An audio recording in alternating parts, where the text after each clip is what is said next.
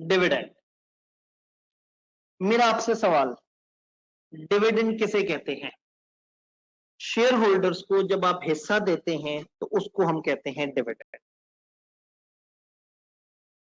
तो डिविडेंड की अगर हम बेसिक्स की बात करें, हर कंपनी के पास ये इंप्लाइड पावर है, यूं समझें ये बिल्ट इन पावर है, ये बुनियादी हक है हर कंपनी की। ये इंप्लाइड, इंप्लाइड कहते हैं ऐसी चीज जो समझी जाएगी, जो सोची जाएगी। यानी आप हमेशा एज्यूम, मतलब इसको मैं कह सकता हूं दिस इज एज्यूम्ड। पता है ऑनलाइन क्लासेस का एक फायदा आपको और क्या हो रहा है? रेगुलर फिजिकल क्लास में टीचर सादा अल्फाज में बताता है और बोर्ड पे कोई डायग्राम से समझाता है, फिर लोग घर जाके किताब की इंग्लिश पढ़ते हैं और अगले दिन इंग्लिश के सवाल भी पूछते हैं। तो यहाँ टीचर आपको पढ़ा भी रहा है और साथ साथ आपको इंग्लिश वाले मामला भी बता रहा है, तो डबल डबल पैसे पूरे हो गए। आपको ज्यादा पैसे देने चाहिए इस क्लास के। ले जी, कंपनी हैज इम्प्लाइड पावर। हर कंपनी के पास ये बुनियादी पावर है, उसका हक है, उसके पास ये ताकत है क्या, कि वो अपने प्रॉफिट्स को अगर चाहे तो वो अपने शेयर होल्डर्स को डिविडेंड देने के लिए इस्तेमाल कर सकती है, unless specifically restricted by memorandum या आर्टिकल। तो मेमोरेंडम या आर्टिकल में अगर किसी ने नहीं रोका तो every company has the power कि वो अपने शेयर होल्डर्स में अपना प्रॉफिट डिवाइड कर सकती है। वो प्रॉफिट जो आप शेयर होल्डर में डिवाइड कर रहे हैं वो डिविडेंड है। जी, डिविडेंड की कोई ऑफिशियल डेफिनेशन नहीं है, किताब ने भी इसको अपने तरफ से एक्सप्लेन की है, लेकिन ये कोई ऑफिशियल डेफिनेशन नहीं है। तो जस्ट आपने ये ध्यान में रखना है कि वो प्रॉफिट का हिस्सा जो मेंबर्स में बांटा जाता है वो डिविडेंड है। डिविडेंड क्या हो सकता है? डिविडेंड कैश में हो सकता है या लिस्टेड कंपनी के शेयर्स हो सकते हैं, अगर आपके पास पड़े हुए। हमारी कंपनी ए, डिविडेंड का एक तरीका ये कि ये कैश देते अपने मेंबर्स को, यानी डिविडेंड पैसों की फॉर्म में देते। दूसरा तरीका ये है कि कंपनी ने इन्वेस्टमेंट की हुई है, investment in any other listed company, और हमारे पास बहुत सारे शेयर्स पड़े हुए हैं। हमारी कंपनी ने एक लिस्टेड कंपनी में फर्ज करें मिलियंस ऑफ शेयर्स खरीदे हुए हैं, तो यहां पे आपको ये इजाजत है कि आप अपनी इन्वेस्टमेंट वाले शेयर्स में से कुछ अपने शेयर होल्डर्स को देते हैं।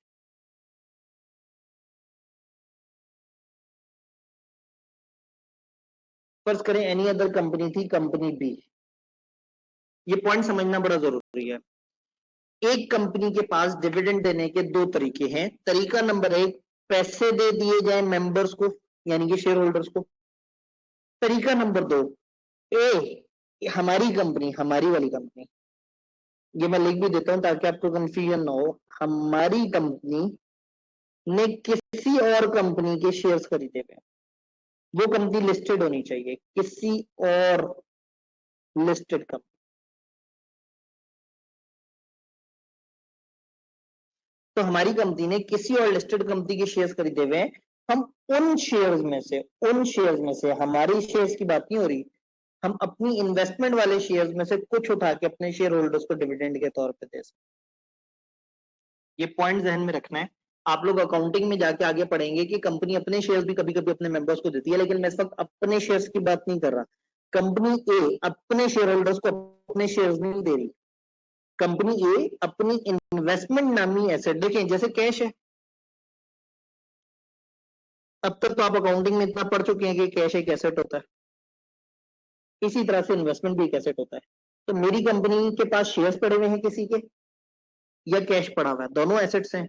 मैं चाहूं तो कैश दे दूं अपने मेंबर्स को, मेरी कंपनी चाहे तो, चाहूं तो अपना ये वाले एसेट में से यानी इस इन्वेस्टमेंट में से कुछ शेयर उठा के मेंबर्स को दे दूं। तो dividend will be either in cash or in the form of shares of listed company held by distributing company.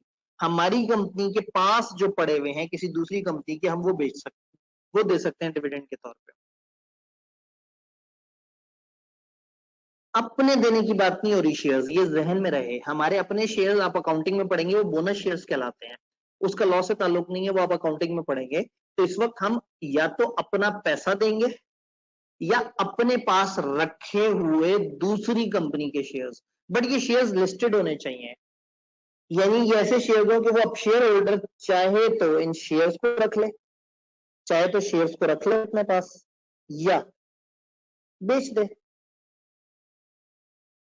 Listed company है ना, लिस्टेड कंपनी के शेयर आराम से बिक जाते हैं, तो ये उसकी मर्जी है कि शेयर अपने पास रखे या शेयर्स को बेच दे, हम उसको नहीं रोकेंगे। ये जो हमने इस वक्त पढ़ा है ना, ये इसको कहते हैं डिविडेंड इन काइंड, या इसको कहते हैं अदर देन कैश। तो हम अपने शेयर होल्डर्स को कैश में भी दे सकते हैं और इन काइंड भी दे सकते हैं। इन काइंड का मतलब होता है किसी और फॉर्म में, कैश के अलावा किसी और तरीके से। तो या कैश देने हैं आपने या शेयर्स ऑफ लिस्टेड कंपनी जो आपके पास पड़े हुए हैं वो देने हैं। यहां तक बात हो गई कि डिविडेंड की क्या शक्ल होगी। तो ये सबसे पहले हमने देखा कि डिविडेंड जो है उसका बेसिक क्या वो है। फिर इसमें एक स्टेप आगे जाते हैं, डिविडेंड किस प्रॉफिट से दे सकते हैं और किस प्रॉफिट से नहीं दे सकते। सबसे पहले मैं आपको इसमें ये पॉइंट पहले बताऊंगा, फिर बाद में ये पॉइंट बताऊंगा। डिविडेंड आपने अनरियलाइज्ड गेन से नहीं देना। फॉर एग्जांपल मैं आपको एक एग्जांपल देता हूं, आपके पास एक प्लॉट पड़ा हुआ हो, आपने एक प्लॉट खरीदा, प्लॉट आपने खरीदा था 2 मिलियन का, 20 लाख का, और ये खरीदा था फर्ज करें 2018 में। 2020 में उस प्लॉट की मार्केट वैल्यू, ये तो कॉस्ट है आपकी, उस प्लॉट की मार्केट वैल्यू हो गई 3 मिलियन। तो अक्सर आप अपने कुलीग्स को बताएंगे यार मैंने 2 साल पहले प्लॉट लिया था, मुझे 10 लाख का फायदा हो गया। फायदा आपने खरीदा था 20 लाख का, मार्केट में इस वक्त प्लॉट की वैल्यू है 30 लाख। क्या ये प्रॉफिट आपको मिल गया है? नहीं, ये हमें नहीं मिला। तो कभी कभी क्या होता है कि कंपनी अपने अकाउंट्स में तो बताती है कि ये हमारा प्रॉफिट है, अपने अकाउंट से बता देती है कि जी इस वक्त हमारे जो इन्वेस्टमेंट है, इन्वेस्टमेंट की मार्केट वैल्यू ये है। अकाउंटिंग के स्टैंडर्ड कहते हैं कि आपने इन्वेस्टमेंट जो है उसको मार्केट वैल्यू पे दिखाना होता है। तो कंपनी ने प्रॉफिट दिखाया होगा अपने अकाउंट में, ये वाला, ऐसे प्रॉफिट को हम कहते हैं अनरियलाइज्ड प्रॉफिट, अनरियलाइज्ड प्रॉफिट या गेन। तो अगर कभी भी हमने अपनी प्रॉपर्टी को रीमयर किया और उससे हमें कोई बेनिफिट नजर आया, dividend can not be declared from unrealised gain arising out of remeasurement of investment property. पहले 2018 में वैल्यू थी 20 लाख, जब आपने 2020 में दोबारा मय्यर किया तो आपको पता लगा कि 1 मिलियन का फायदा हुआ जो आपने डायरेक्टली अपने प्रॉफिट में डाल दिया। इस प्रॉफिट से डिविडेंड नहीं दे सकते। डिविडेंड देंगे उस प्रॉफिट से जो आपके हाथ में है, जो आपके पास पहुंच गया, जो आपको मिल गया। तो डिविडेंड रियलाइज हुए प्रॉफिट से दिया जाएगा, अनरियलाइज प्रॉफिट से नहीं दिया जाएगा। अब दूसरा सवाल, दूसरे scenario, sale of immovable property. आप लोग अकाउंटिंग में इसके लिए वर्ड इस्तेमाल करेंगे फिक्स एसेट्स, तो और बड़ी क्लासों में जाएंगे तो इस्तेमाल करेंगे नॉन करंट एसेट्स।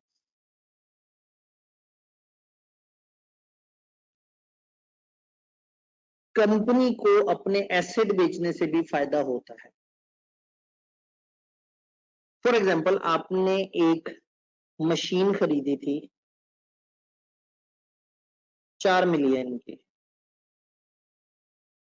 उसके बाद 2 सालों में उसके ऊपर डेप्रिसिएशन लग लग के उसकी जो करंट बुक वैल्यू है वो रह गई थी फर्ज करें 3.2 मिलियन। आपको ये मशीन बेचनी पड़ी और जब आपने इसको सेल किया तो वो बिकी 5 मिलियन की। आपको 1.8 मिलियन का गेन हो गया, इसको हम कहते हैं gain on sale of immovable property या आसान अल्फाज में फिक्स एसेट्स। अगर ये कंपनी का मेन काम धंधा नहीं है तो आप अपने एसेट से बिकने से आने वाले गेन से डिविडेंड नहीं देंगे। Dividend can not be declared out of profit from sale of immovable property. Basics ये है कि डिविडेंड किस प्रॉफिट से दे सकते हैं, किससे नहीं दे सकते। तो डिविडेंड अनरियलाइज गेन से नहीं देना, ये तो बात हमें समझ आ गई। इवन जो हमारे फिक्स एसेट्स हैं, अगर उसको बेचने से हमारे पास कोई नफा आता है तो हम उससे डिविडेंड नहीं देंगे, वरना पता है क्या होगा, जिस भी साल लॉस होगा ना तो कंपनी के डायरेक्टर सोचेंगे यार मेंबर्स को खुश रखने के लिए क्या करें, तो शायद कोई बहुत सियाना डायरेक्टर का यार एक काम करो फलाना एसेट बेच देते हैं, उससे जो फायदा आएगा उससे डिविडेंड बांट देंगे। अगर ये आदत पड़ गई ना कंपनी को तो कंपनी तो अपना सासे बेचना शुरू कर देगी। तो रूल ये है कि कंपनी को सेल ऑफ फिक्स एसेट से या किसी भी किस्म की कैपिटल नेचर के आइटम से, वो जो एसेट्स टाइप की चीजें होती हैं, उससे अगर कोई प्रॉफिट आया तो आप उससे डिविडेंड नहीं देंगे, एक्सेप्ट दो कंडीशंस हैं, दोनों को साथ जोड़ के पढ़ना है। अगर कंपनी का business he buying and selling of such assets हो, कोई कंपनी अपने एसेट बेचने से आने वाले प्रॉफिट से डिविडेंड नहीं देगी, लेकिन अगर एक कंपनी का बिजनेस ही यही है कि वो करते ही buying and selling of assets है, भाई ये कंपनी है वो बेचती ही कंप्यूटर है, तो उसने कंप्यूटर खरीदे 4 मिलियन के, बेच दिए 5 मिलियन के, तो उसको तो 1 मिलियन प्रॉफिट हो गया। ये कंपनी अगर डिविडेंड देना चाहे दे सकती है, क्योंकि इसका काम ही एसेट्स की बाइंग एंड सेलिंग है। लेकिन एक कंपनी का काम हो, फॉर एग्जांपल कॉलेज, हमारे कॉलेज का काम है बच्चों को पढ़ाना, तो अगर बच्चों को पढ़ाना हमारा मेन काम है, तो ऐसे में बच्चों को पढ़ाने से आने वाले पैसे से तो शेयर होल्डर्स को डिविडेंड मिल सकता है।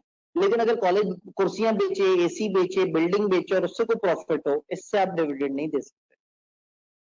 तो डिविडेंड आप सेल ऑफ इमूवेबल प्रॉपर्टी से नहीं देंगे, सिवाय इसके कि कंपनी का business he buying and selling का हो, इस तरह के एसेट्स का। एंड यहाँ आईकेएफ की किताब में एक टेक्निकल एरर है, उन्होंने गलती से इस एंड को और समझा, हालांकि उसके ऊपर एससीसीपी का बड़ा स्ट्रॉन्ग सर्कुलर आया हुआ है कि यार क्या कर रहे हैं आप, यानी कि इसमें एंड है ये रिक्वायरमेंट। तो आईकेएफ की किताब अगर आप फॉलो कर रहे हैं तो यहाँ आप नोट कीजिएगा, उनकी एग्जांपल में एक मिस्टेक है, ये और नहीं है, ये एंड है, एंड यानी ये दोनों कंडीशंस जोड़ के इकट्ठे टुगेदर देखनी है। नंबर 1 कंपनी का बिजनेस बाइंग एंड सेलिंग को, नंबर 2 उसने ऐसे प्रॉफिट्स और लॉसेस को आपस में एडजस्ट कर दिया हो, भाई उसको कुछ एसेट से प्रॉफिट हुआ, कुछ एसेट से 7 लाख का लॉस हुआ, तो जितना प्रॉफिट जितना लॉस है उसको नेट करके अगर फाइनली आपके पास गेन आया तो आप डिविडेंड दे सकते हैं। रूल दोबारा से सुन लें, company gain on sale of asset से आने वाले पैसों से डिविडेंड नहीं देगी, लेकिन अगर उस कंपनी का business he buying and selling of assets है और उसने अपने प्रॉफिट्स और लॉसेस को आपस में एडजस्ट कर दिया है, देन उस कंपनी को इजाजत है कि वो ऐसा कर सकती है। अब ऐसे में आखिरी और छोटी सी क्यूट सी बात, डिविडेंड पे कैसे होगा। डिविडेंड पे करने के ना 3 तरीके हैं, मैं आपको पहले 3 तरीके बता दूं फिर रूल बता दूं। डिविडेंड पे करने का एक तरीका इलेक्ट्रॉनिक, ये मैं इस वक्त डिविडेंड इन कैश की बात कर रहा हूं, जो डिविडेंड इन कैश है ना उसको पे करने के 3 तरीके हैं। एक तरीका इलेक्ट्रॉनिक मोड है, इसमें क्या होता है आप डायरेक्ट बैंक ट्रांसफर कर देते हैं, कंपनी अपने बैंक अकाउंट से अपने तमाम शेयर होल्डर्स के अकाउंट में इलेक्ट्रॉनिकली डायरेक्ट ट्रांसफर कर दे, एक तरीका। दूसरा तरीका वो चेक भेज दे और जिन शेयर होल्डर्स को वो चेक भेजे वो शेयर होल्डर जाए और बैंक में जमा कराते हैं। यानी अगर आप ये सोच रहे हैं कि कैश डिविडेंड ऐसे आता होगा कि कंपनी के दरवाजे पे खटका हो और बाहर डाकिया आया हुआ और डाकिया के मुबारक को आपका डिविडेंड आया है और आप पैकेट खोले उसके हाथ में रखा हुआ और पैकेट में से नोटू और ठीपे निकल आए, तो ऐसा नहीं होगा। डिविडेंड इन कैश फिजिकली कभी भी नहीं दिया जाता। ये physically in cash, actual cash नहीं दिया जाएगा।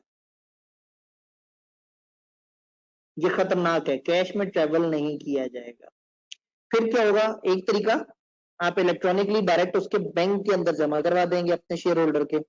दूसरा तरीका, शेयर होल्डर के घर खटका हुआ, उसने दरवाजा खोला, चेक आया हुआ था जो उसके नाम पे क्रॉस हुआ था, उसके अलावा वो चेक लेके अपने बैंक चला गया और बैंक में जमा करा दिया।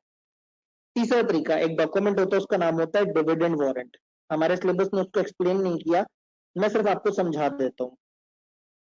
डिविडेंड वारंट एक कागज होता है जिसपे, फॉर एग्जांपल अगर मेरा एक शेयर होल्डर है, उसका बैंक अकाउंट ही कोई नहीं है बेचारे का, और मैंने उसे फिजिकल कैश भी नहीं भेजना, तो फिर मैं क्या करूंगा, मैं उसके नाम का डिविडेंड वारंट निकलवाऊंगा जिसपे लिखा होगा मुश्ताक अहमद साहब को 27,411 रुपए कैश मिलने हैं और ये इनका NIC नंबर है।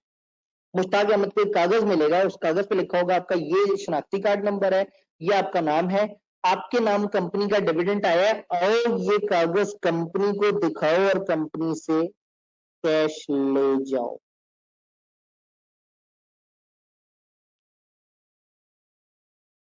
तो तीन तरीके हो गए। एक तरीका इलेक्ट्रॉनिक मोड, बैंक में जमा करा दें डायरेक्टली। दूसरा, उसको चेक दे दें, वो बैंक में जमा करा देगा। तीसरा, उसको डिविडेंड वारंट दे दें, वो कंपनी से आगे कैश खुद ही कलेक्ट कर लेगा। तो ये तीन तरीके से आप कैश वाला जो है वो डिविडेंड देते हैं। अब इसमें जो इंटरेस्टिंग बात है याद रखने वाली, वो ये है कि लिस्टेड कंपनी में सिर्फ ऑप्शन 1 अवेलेबल है। अदर कंपनियों में आपके पास तीनों ऑप्शंस है, लेकिन लिस्टेड कंपनी में आप सिर्फ बैंक में डाल सकते हैं। तो लिस्टेड कंपनी के पास अपने 100% शेयर होल्डर्स के बैंक अकाउंट नंबर होने चाहिए। मैंने इसीलिए डिविडेंड वारंट आपको समझा दिया कि ये असल डॉक्यूमेंट क्या है। तो आपसे कोई पूछे डिविडेंड कैसे दिया जाएगा, आप कहेंगे भाई dividend can be paid at the order of share holder through या चेक या वारंट, ये दोनों एक दूसरे के अल्टरनेट हो गए। और दूसरा ऑप्शन क्या हुआ, यानी कि ये दो ऑप्शन हो गए, चेक और वारंट। तीसरा, इलेक्ट्रॉनिक मोड। लेकिन लिस्टेड कंपनी में only be paid electronic, listed में सिर्फ इलेक्ट्रॉनिक तरीके से डिविडेंड दिया जाएगा। तो डिविडेंड क्या होता है, डिविडेंड कौन से प्रॉफिट से दिया जा सकता है, कौन से नहीं दिया जा सकता, और डिविडेंड अगर कैश वाला हो तो उसकी पेमेंट किस तरह से होती है, ये तीन बेसिक कॉन्सेप्ट्स हम लोगों ने पढ़े, which was basics of dividend. तो इंशाल्लाह ताला मिलते हैं, अपना ख्याल रखिएगा, अल्लाह हाफिज। नहीं जी, डिविडेंड में अगर डिले आ जाए, मैं आपको उस ब्लैक स्क्रीन की तरफ लेके चलूं,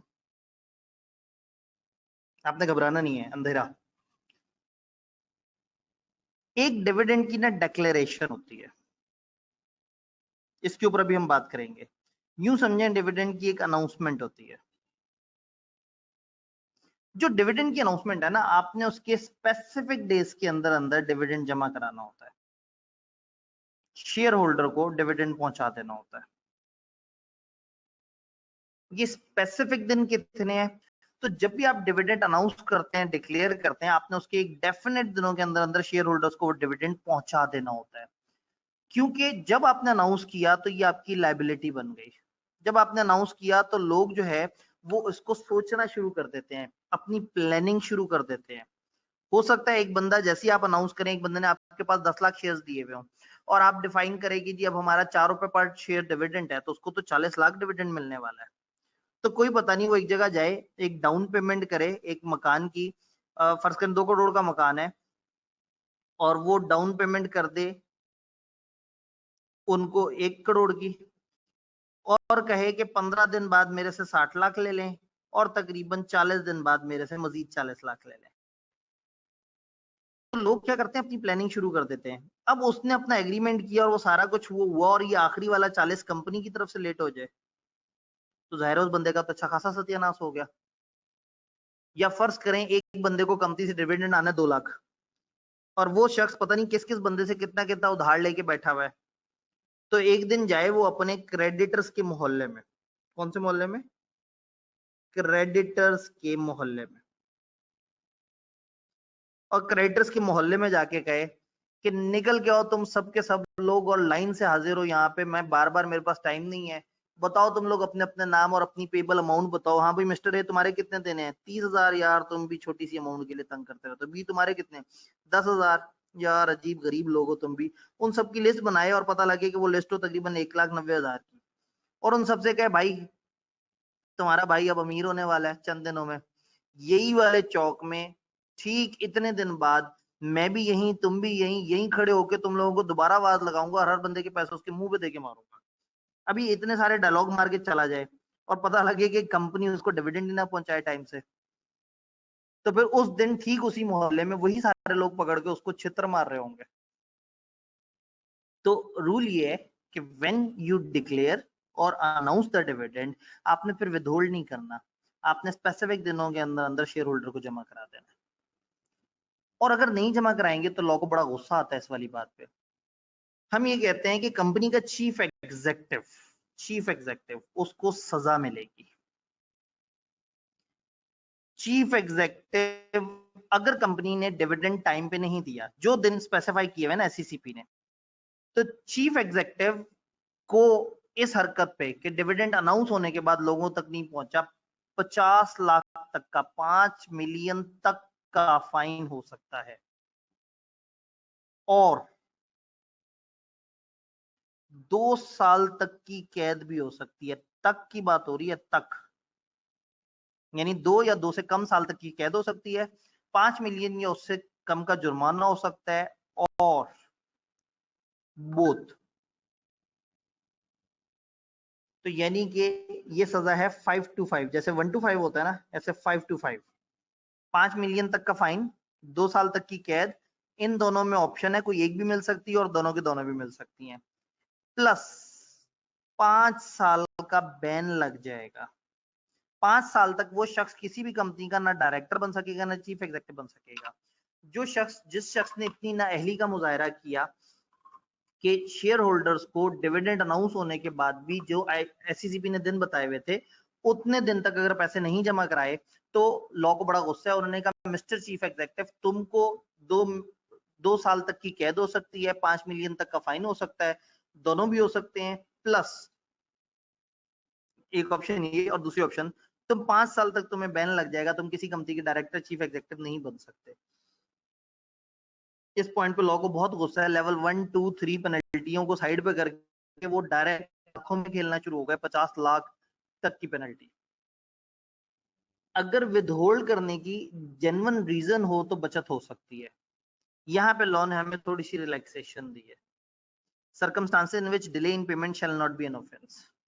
चीफ एग्जेक्टिव भाई, अगर जो डिक्लेरेशन का दिन था, वो जो अनाउंसमेंट का दिन था, अगर उसके 45 डेज के अंदर अंदर 45 डेज के अंदर अंदर डिक्लेरेशन के अगर कोई जेन्युइन रीजन लेके एससीसीपी के पास चला जाए, तो एससीसीपी उसको इजाजत दे सकती है, फिर उसको जुर्माना नहीं होगा, यानी ये ऑफेंस कंसीडर नहीं होगा।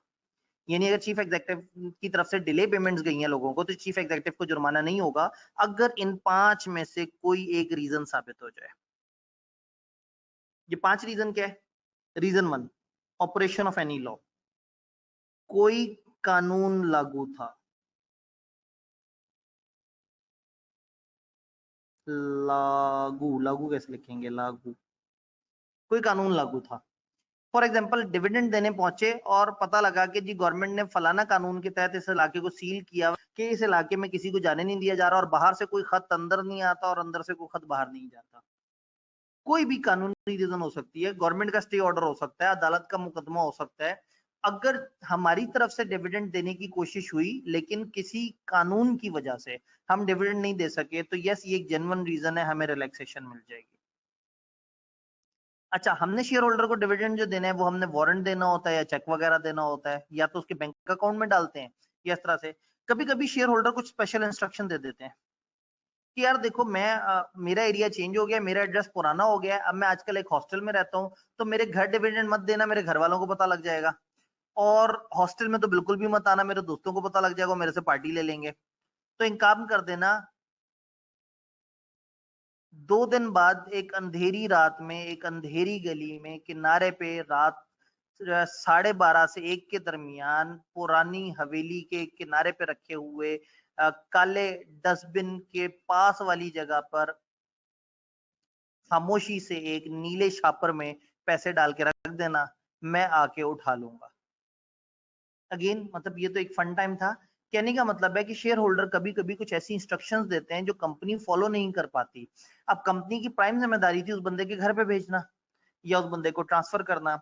अगर शेयर होल्डर ने कुछ ऐसी इंस्ट्रक्शन दी है रिगार्डिंग पेमेंट ऑफ डिविडेंड जिस इंस्ट्रक्शन को फॉलो नहीं किया जा सका या फॉलो हो नहीं सकती वो, तो फिर कंपनी की कोई जिम्मेदारी नहीं। अगर लेट हो गया तो उस बंदे की उस हरकत की वजह से लेट हुआ जिसमें उसने अजीबोगरीब सा मैकेनिज्म बताया था। तो अगर शेयर होल्डर पेमेंट से रिलेटेड कोई आपको तरीका बताया और वो फॉलो ना हो सकता हो तो फिर कंपनी के ऊपर कोई पेनल्टी नहीं है। कंपनी अगर डिले भी हो जाए उस बंदे की हरकत की वजह से तो हमें कुछ नहीं कहा जाएगा। तो शेयर होल्डर ने कोई खास इंस्ट्रक्शन दी थी। तीसरा, अगर कोई डिस्प्यूट हो डिविडेंड के राइट में, दो भाई हैं, टू ब्रदर्स, उनका आपस में ऑलरेडी डिस्प्यूट है। फादर की डेथ के बाद दोनों का मानना है कि इन शेयर्स पे मेरा राइट है। दोनों के दोनों लड़ रहे हैं, दोनों का केस अदालत में चल रहा है, दोनों एक दूसरे का गिरबान पकड़ के बैठे हुए हैं कि अचानक से बेल बजती है। वो बाहर दरवाजा खोल के देखते हैं तो एक डाकिया कहता है मुबारक को, आप लोगों का 5 लाख का डिविडेंड आया है। तो पहले ही वो शेयर्स पे लड़ रहे थे, अब डिविडेंड पे एक दूसरे का कत्ल कर देंगे। तो ऐसे में अगर कंपनी को ये पता हो कि डिविडेंड रिसीव करने के राइट में डिस्प्यूट है, दो बंदों का आपस में मुकदमा चल रहा है, एक बंदा कहता है ये शेयर मेरे हैं, दूसरा कहता है ये शेयर मेरे हैं, और ये मामला कुछ लीगल तनाजुर में है, तो यस, ऐसे में कंपनी को ये रिलैक्सेशन है कि जब तक उनका मसला हल नहीं हो जाता कंपनी डिविडेंड रोक सकती है। फिर company payment of dividend withhold कर सकती है against any sum recoverable from share holder. Share holder ने कंपनी के पैसे देने हैं, कंपनी ने उसका डिविडेंड देना है, तो कंपनी उसका डिविडेंड होल्ड कर सकती है अगर उस बंदे की पेमेंट कंपनी ने रिकवर करनी हो सकता है वो कंपनी का इन्वेस्टमेंट का रजिस्टर देखने आया हो और फिर उसने कहा मुझे फोटोकॉपी चाहिए, कंपनी ने कहा 200 रुपए, उसने कहा अच्छा चलें ये दे, मैं बाहर से छुट्टा करा के लेके आता हूँ, और बाहर गया और उसके बाद दोबारा कभी वापस नहीं आया। अब फर्ज करें कंपनी ने उसका डिविडेंड देना है, तो अब कंपनी इस वक्त होल्ड कर सकती है, उसको तंग कर सकती है और उसको कह सकती है जी चक्कर लगाओ, पहले अपनी अमाउंट एडजस्ट कराओ और फिर बाकी अमाउंट लेके जाना।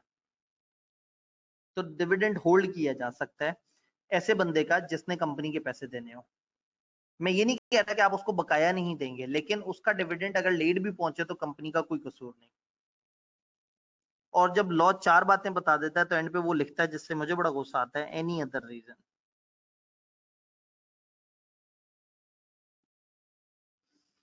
अगर डिविडेंड की नॉन पेमेंट या non posting of warrant was not due to any default on part of company, उन्होंने कहा ऊपर की 4 के अलावा भी अगर कोई ऐसा मामला हो जिसमें कंपनी का कसूर नहीं था। फॉर एग्जांपल एक चीफ एग्जीक्यूटिव जो है वो पहुंचे एससीसीपी के पास, उनसे कहा कि बोला गजब हो गया, मैं डिविडेंड टाइम से नहीं दे सका, हुन की होना है। उन्होंने कहा भाई हुन ते जुर्माना पाऊ, हुन ते जेल जाना हऊ तो जुर्माना पाऊ। उसने कहा सर किबला है, क्या बात करते हैं आप, तो जो है ना मतलब आप को कर्म करें, कोई नवाजिश करें। एससीसीपी कहेगा अच्छा कोई रीजन दो, क्या उन 4 में से कोई रीजन है? उसने कहा सर उन 4 का तो मुझे नहीं पता, लेकिन मेरे पास कुछ भारी रीजन है आपके लिए। तो हो सकता है चीफ एग्जीक्यूटिव एक भारी सी रीजन दे, समझते हैं ना भारी सी रीजन। तो अगर कोई भी भारी सी रीजन उन 4 के अलावा भी दे दी जाए और एससीसीपी अगर मान जाए बादल ना ख्वास्ता, तो भी चीफ एग्जीक्यूटिव को आजादी मिल जाएगी, मुक्ति मिल जाएगी, इसको जुर्माना नहीं होगा। यानी लॉ ने थोड़ा सा मार्जिन रखा हुआ है बीच में कि देखो कुछ ना समझ आए तो हमारे पास आ जाना, हम बता देंगे कि क्या होता है। यानी कि अगर ये एनी अदर रीजन ना कहते तो मैं शक ना करता इनके ऊपर, लेकिन इन्होंने जो बात कर दी है उसके बाद जो है ना मुझे शक जरूर होता है। इवन लॉ ये भी कहता है कि एससीसीपी ना कुछ डॉक्यूमेंट्स भी स्पेसिफाई कर सकता है कि अगर शेयर होल्डर ये डॉक्यूमेंट ना जमा कराए आप डिविडेंड विथहोल्ड कर लें। भाई डिविडेंड अगर कैश में दिया जा रहा हो तो हो सकता है एससीसीपी कह दे कि लोगों का एनआईसी अगर आपके पास कॉपी ना हो तो आप डिविडेंड नहीं देंगे। तो इन 5 के अलावा कोई रीजन एससीसीपी भी बता सकता है जिसकी वजह से डिविडेंड टाइम पे ना हो। तो ये 5 रीजंस ऐसी हैं जिसमें आपको एग्जम्पशन मिल जाती है। डिविडेंड का लेट मिलना या ना मिलना चीफ एग्जीक्यूटिव को जुर्माना नहीं करता, बाकी केसेस में चीफ एग्जीक्यूटिव फंस जाता है।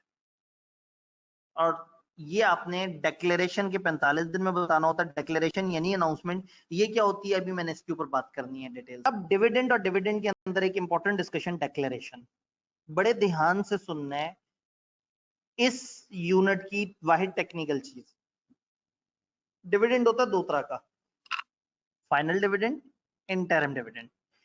फाइनल डिविडेंड वो होता है जो एंड ऑफ ईयर पे होता है, इंटरम होता है जो साल के दरमियान में होता है। कभी कभी साल के बीच में डायरेक्टर्स को लगता है कि इस वक्त अगर हम डिविडेंड अनाउंस कर देंगे तो इससे सारे लोग खुश हो जाएंगे और उनको बड़ा फायदा हो जाएगा, लेकिन ज्यादातर डिविडेंड साल के एंड पे होता है। साल के एंड पे एक बड़ी मीटिंग होती है, उसका नाम याद है किसी को? साल के एंड पे जो एजीएम मीटिंग होती है वो। अब जरा सुने फाइनल डिविडेंड के साथ होता क्या है। Final dividend initially first step क्या है, प्रपोज करते हैं यानी कि रिकमेंड करते हैं, मशवरा देते हैं डायरेक्टर्स। डायरेक्टर्स रिकमेंड करते हैं, वो कहते हैं जी हमारा ख्याल ये है कि कंपनी को फर्ज करें 22 मिलियन का डिविडेंड देना चाहिए। डायरेक्टर रिकमेंड करेंगे फर्स्ट फेज में। डायरेक्टर रिकमेंड करेंगे, मेंबर्स को जब एजीएम का नोटिस भेजते हैं ना तो उसमें बताते हैं कि हम डायरेक्टर्स का ख्याल है कि 22 मिलियन डिविडेंड होना चाहिए।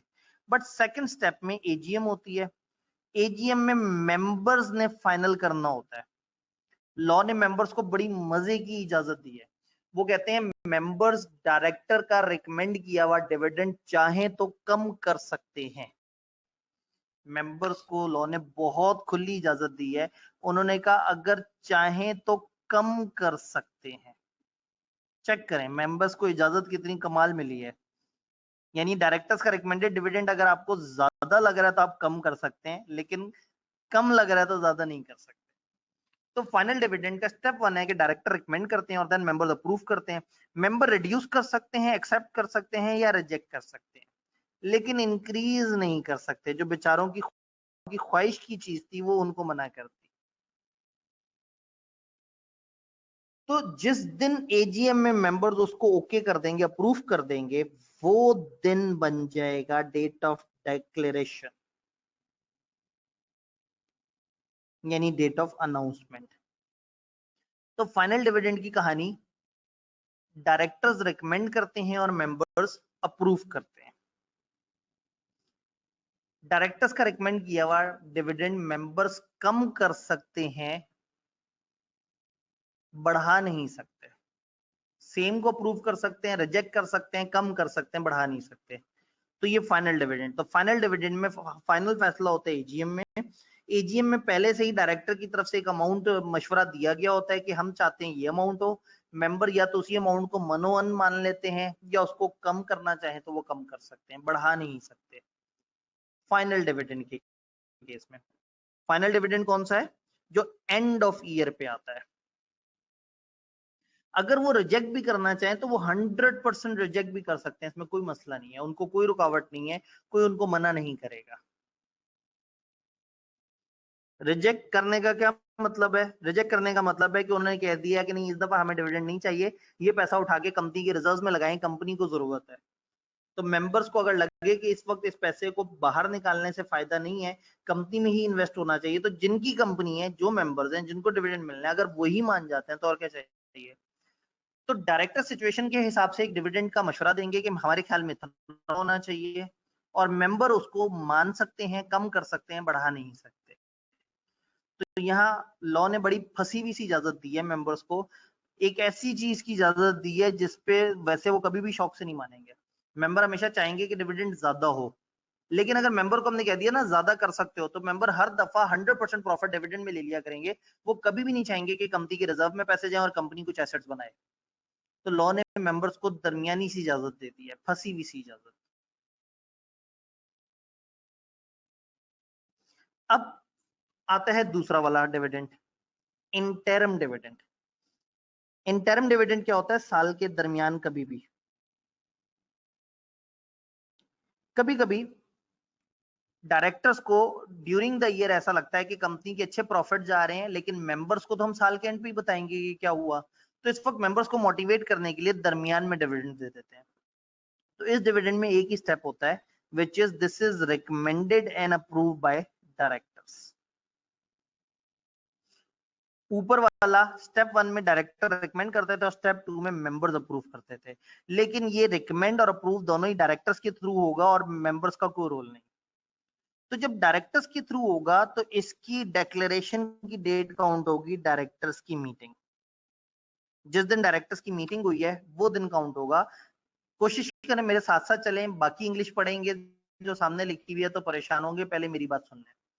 साल के बीच में डायरेक्टर्स रिकमेंड करेंगे, तो जिस दिन डायरेक्टर्स ने अपनी मीटिंग में इकट्ठे होकर कहा होगा कि इतना डिविडेंड है, वो दिन काउंट होगा डेट ऑफ डिक्लेरेशन और वहां से गिनती शुरू होगी डिविडेंड की पेमेंट की। फिर इसमें कॉन्सेप्ट होता है, हमने कहा डायरेक्टर प्रपोज और पे कर सकते हैं interim dividend before end of year, साल के दरमियान में कभी भी। और कब पे होगा? Such number of days as may be specified, declaration के उतने दिनों में जो एससीसीपी बता दे। अब सवाल ये है कि डिक्लेरेशन किस दिन होगी? नॉर्मल रूल ये है कि डिक्लेरेशन होगी डायरेक्टर्स की मीटिंग के दिन, अगर बुक्स क्लोज नहीं हुई। ये बुक्स क्लोज की क्या कहानी है? बुक क्लोज, देखिए जो फाइनल डिविडेंड है ना, हर किसी को पता है कि साल के एंड पे मिलना है, तो साल के एंड पे जो भी शेयर्स खरीदता है फिर उनको बेचता नहीं है ताकि उसको डिविडेंड मिल जाए। लेकिन जो इंटरम डिविडेंड है ना, वो मिलना होता है दरमियान में। जब वो दरमियान में मिलना है तो वहां पे एक बड़ी कंफ्यूजन ये होती है कि एक शेयर होल्डर अगर अभी शेयर बेचे और 2 दिन बाद डिविडेंड आ जाए तो वो तो बड़ा दुखी होगा। तो कंपनी कई दफा क्या करती है, अनाउंस कर देती है बुक क्लोजर। फॉर एग्जाम्पल 23 जून को वो ये अनाउंस कर दें कि हम लोग 1 जुलाई से लेके 10 जुलाई तक अपनी बुक्स बंद कर रहे हैं। इसका मतलब क्या हुआ? इसका मतलब ये हुआ कि 1 जुलाई से 10 जुलाई तक अगर हमारे पास कोई नया शेयर होल्डर भी आया तो हम उसको 10 जुलाई के बाद रिकॉर्ड करेंगे, इस दौरान रिकॉर्ड नहीं करेंगे। इस दौरान हम अपने डिविडेंड की पेमेंट कर रहे हैं, तो हम हर उस शेयर होल्डर को डिविडेंड देंगे जो बुक क्लोजर के स्टार्टिंग डे पे, स्टार्टिंग डे या कमेंसमेंट डे, तो जो बुक क्लोजर के स्टार्टिंग या कमेंसमेंट डे पे हमारा मेंबर होगा हम उसको डिविडेंड देंगे। दोबारा सुन लें, कभी कभी कंपनी इश्यूज को अवॉइड करने के लिए शेयर होल्डर्स को बुक क्लोजर का दिन बता देती है। वो कह देती है कि हम अपनी बुक्स फलाना दिन से फलाना दिन तक बंद रखेंगे। अगर कंपनी ने ऐसी कोई अनाउंसमेंट की है तो जिस दिन वो बुक्स को क्लोज करने लगे, जिस दिन उनका स्टार्ट डे है बुक क्लोजर का, वहां से गिनती शुरू हो जाएगी और इसको मैं कहूंगा कि ये डेट ऑफ डिक्लेरेशन है। बुक्स क्यों बंद करते हैं? डिविडेंड की कैलकुलेशन करने के लिए और फिर देखने के लिए कि डिविडेंड पे किस किस को करना है। भाई अगर मैं बुक्स बंद ना करूं तो अभी मैं डिविडेंड की कैलकुलेशन करके हटाऊंगा सुबह के वक्त, शाम तक पता लगेगा 6 मेंबर चले गए और 2 नए मेंबर आ गए। फिर मैं दोबारा कैलकुलेशन रिवाइज करूंगा, पता लगेगा 3 और आ गए, 4 चले गए। तो कंपनी कभी कभी तंग आके एक कुछ डेज डिफाइन कर देती है कि इस दौरान हमारी बुक्स बंद है, इस दौरान हम किसी नए मेंबर को एंटर नहीं करेंगे, जो मेंबर पहले दिन हमारे पास मौजूद होगा उसको डिविडेंड मिलेगा, और अनाउंसमेंट थोड़ा पहले कर देते हैं। इस चीज को कहते हैं बुक क्लोजर। अब पीछे जाके देखते हैं डिविडेंड के केस में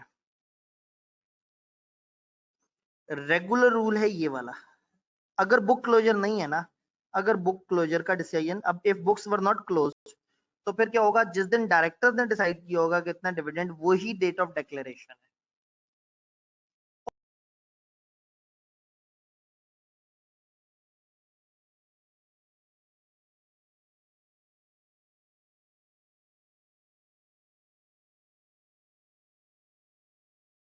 यानी अगर मैं मैप बनाने की कोशिश करूं, मैप बनाने की कोशिश करते हैं, हमें चाहिए date of declaration of dividend. Dividend होता है 2 तरह का, एक होता है फाइनल डिविडेंड, एक होता है इंटरम डिविडेंड। जो फाइनल डिविडेंड होता है वो रिकमेंड करते हैं डायरेक्टर्स, बट अप्रूव करते हैं मेंबर्स। और मेंबर्स उसको कब अप्रूव करते हैं? मेंबर्स उसको अप्रूव करते हैं एजीएम पे, एनुअल जनरल मीटिंग। अगर मैं इंटरिम डिविडेंड की बात करूं तो इंटरिम डिविडेंड की कहानी यह है कि इसको रिकमेंड भी डायरेक्टर्स करते हैं और अप्रूव भी डायरेक्टर्स करते हैं। बट इसमें दो सिचुएशंस हो सकती हैं।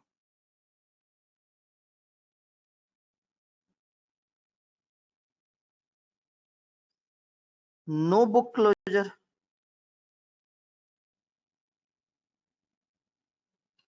और बुक क्लोजर। तो अगर कोई बुक क्लोजर नहीं है तो डेट ऑफ डायरेक्टर्स मीटिंग, जिस दिन डायरेक्टर्स ने डिसाइड किया है कि हम डिविडेंड देंगे, वो माना जाएगा डेट ऑफ डिक्लेरेशन। और अगर बुक क्लोजर है तो कमेंसमेंट यानी कि starting date of book closure, जिस दौरान हमारी बुक्स बंद है उसका जो पहला दिन है वो कहलाएगा date of declaration.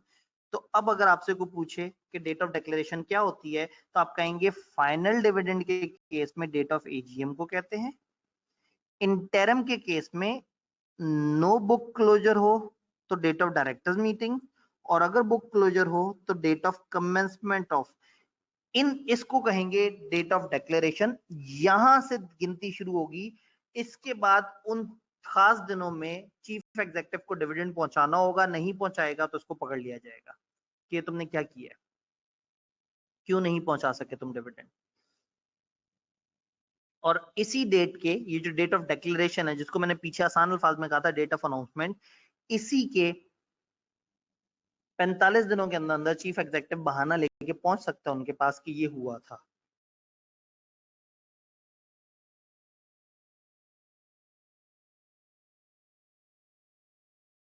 Power to close register. हर कंपनी के पास ये ऑप्शन है कि वो कम से कम 7 दिन पहले नोटिस देके अपनी बुक्स को क्लोज कर सकते। बुक्स क्लोज करने से क्या मुराद है? कंपनी में हर वक्त कॉर्पोरेट एक्शंस चल रहे होते हैं, कंपनी नोटिस इश्यू कर रही है, बोनस शेयर दे रही है, राइट शेयर दे रही है। अब ऐसे में मैंने अगर आज शेयर्स खरीदे और मैं कंपनी को अप्लाई करता हूँ कि ये मेरे नाम पे शिफ्ट कर दें, तो मेरे नाम पे शिफ्ट होने से पहले जिसके नाम पे शेयर्स थे उस डेट का जो भी एक्शन होगा कंपनी मेंबर रजिस्टर खोलेगी, जिसका नाम लिखा होगा उसको ट्रांसफर कर देगी। तो फिर कभी कभी कंपनी इंपॉर्टेंट डेज के आसपास बुक क्लोजर अनाउंस कर देती है। ये फर्ज करेंगे हमारा डिविडेंड आ रहा है तो कंपनी ने पहले से ही बता दिया कि हम उस वक्त से लेके उस वक्त तक, हम 22 मई से लेके 31 मई तक अपनी बुक्स बंद रखेंगे। तो जो 22 मई को हमारे रजिस्टर में आ रहा होगा उसको डिविडेंड दे देंगे। Company for the purpose of administrative facilitation members को वक्तन फवक्तन साल में 2-3 दफा 4-5 दफा व्हाट्सएप नोटिस देके बुक्स बंद कर सकती है। याद रहे कि पूरे साल में आपने 30 दिन से ज्यादा का बुक क्लोजर नहीं करना। हाँ, इसमें फर्दर अगर आपको जरूरत पेश आए तो एसईसीपी कंपनी की एप्लीकेशन पे आपको मजीद 15 दिन दे सकता है। अदरवाइज 30 डेज तक का मैक्सिमम आप बुक क्लोजर पूरे साल में कर सकते हैं। कम से कम 7 दिन का नोटिस देंगे।